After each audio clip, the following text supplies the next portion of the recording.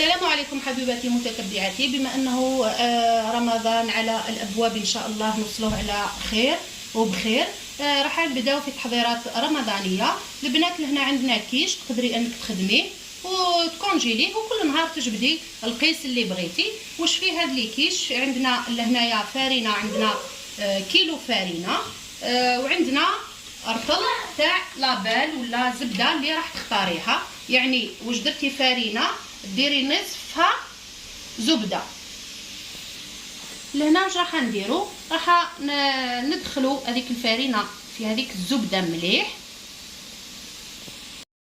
البنات هاي لي كيفاه دخلت الزبده في الفارينه، هاي رجعت مرمله. راح نضيف 4 ملاعق زيت. الزيت لهنا لواه ماشي للتبساس، للقرمشه باش تجي لي كيش تاعك مقرمشين، وحتى كي تجمديهم في المجمد ما همش راح يفسدولك. مام هاد البنات هاد لي كيش راح يكون مشروع مربح لشهر رمضان. كما قلت لك تقدري كذلك انك توجديهم وتحطيهم في الكونجيلاتور.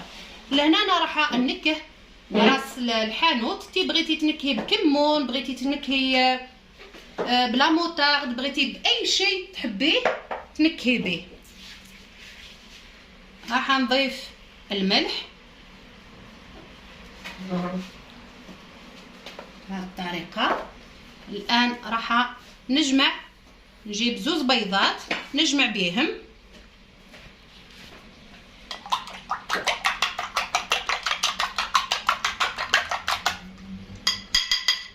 هنا راح نجمل كما كتشوفي، مانيش نعجن، راني نخدم غير بالاصابع باش تبقى كي اللي كتخدمي في البربوشه. بسم الله.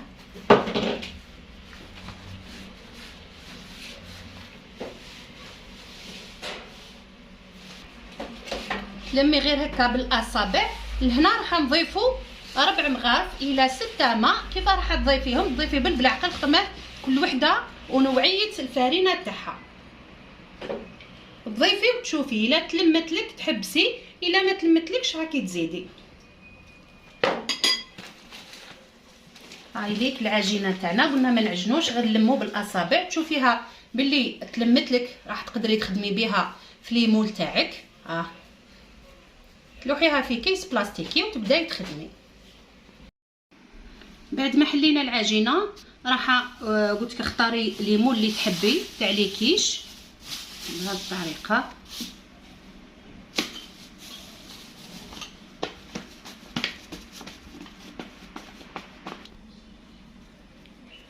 هاي ليك بهذه الطريقه. ما ديريش خشين بزاف وما ديريش رقيق يتحرقلك.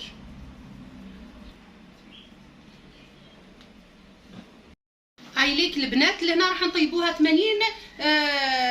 برك التطياب. يعني ما حناش راح نطيبوها 100%، خطرناها راح نخبيوها. كي نديروا لها الحشوه نردوها للفرن راح تكمل الطياب تاعها. البنات هاي ليك درجه الحراره تاع الفرن 180. راني شعلت الفرن تاعي يسخن. ديري الاشكال اللي بغيتي والاحجام اللي بغيتي.